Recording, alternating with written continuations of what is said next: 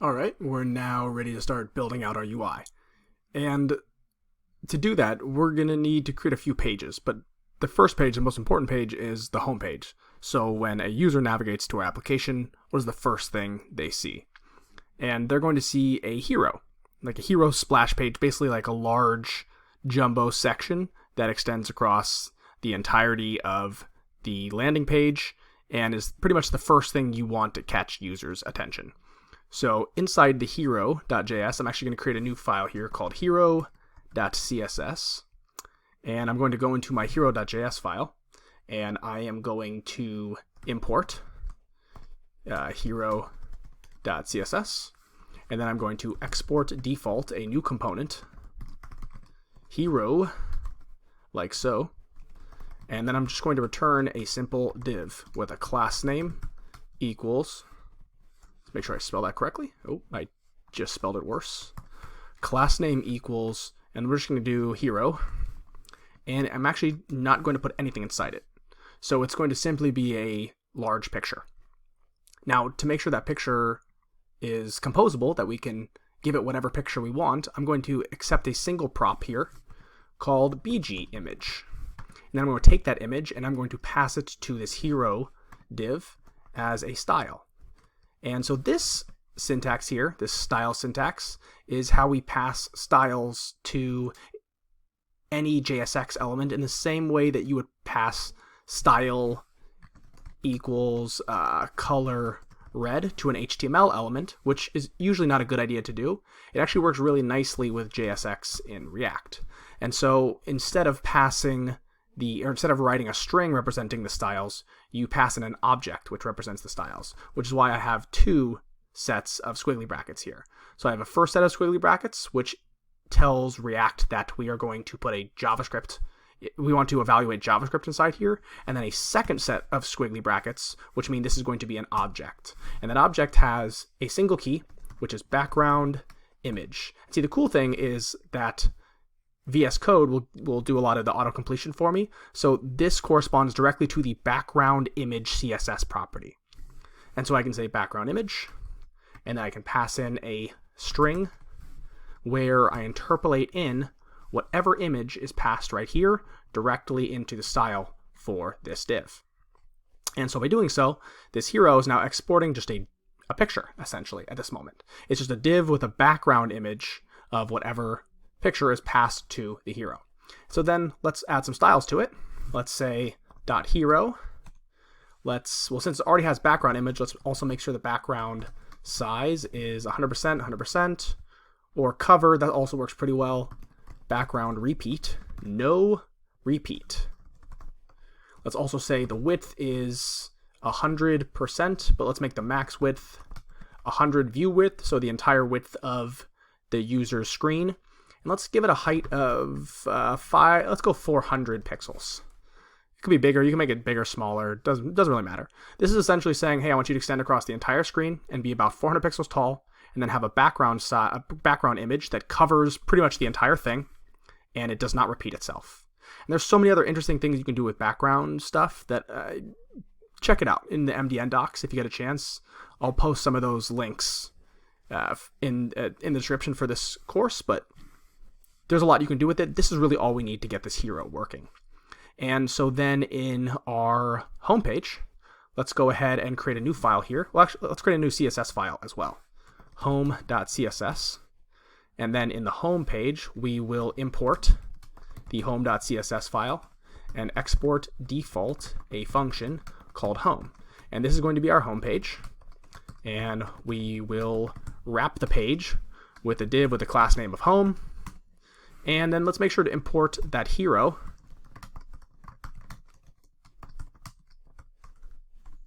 So we've now imported this hero component and we use it right here. Now this hero component is accepting a background image prop.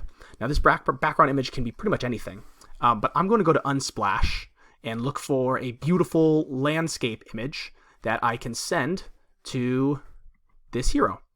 And so I've actually looked up a couple already, and I went to unsplash.com and then I typed in nature trees because you can find some beautiful landscape images. All of these are great. I'm actually going to go probably with this one. I think these are the same photo. But yeah, it looks like the same person. This one too. But this one's a little wider, so I'm going to pick this one. So all I'm going to do is I'm going to click on it. And then I'm going to right click on this and click Open Image in New Tab. Now that should open up the picture here for me. I'm going to grab that link. I'm going to copy it. I'm going to head back to my page. I'm going to say const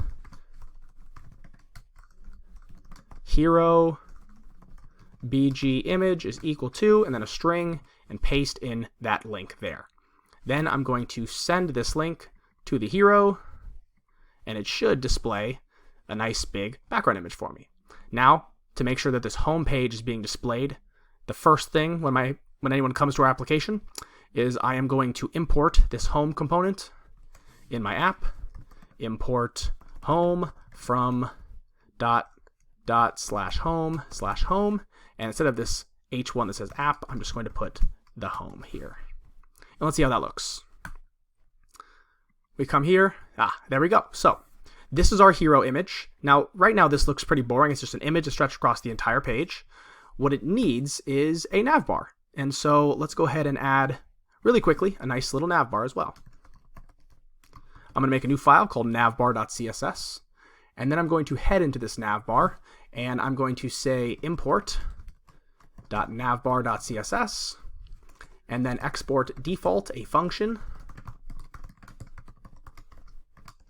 that returns I'm going to use the semantic HTML element nav, class name equals navbar.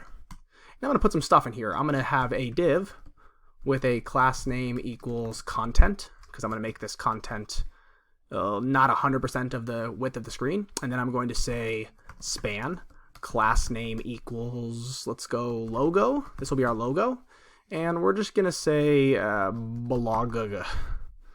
I'm not creative, but it'll have to do for the time being. And we're going to create a UL with a class name equals links. And these are going to be the links to different pages in our app. And let's create a list item for about, and a list item for contact. So these are going to be different links to different parts of our page. And then I'm going to style this navbar a little bit. So I'm going to create a new style in navbar.css. And I'm going to give it a width of 100% of the page.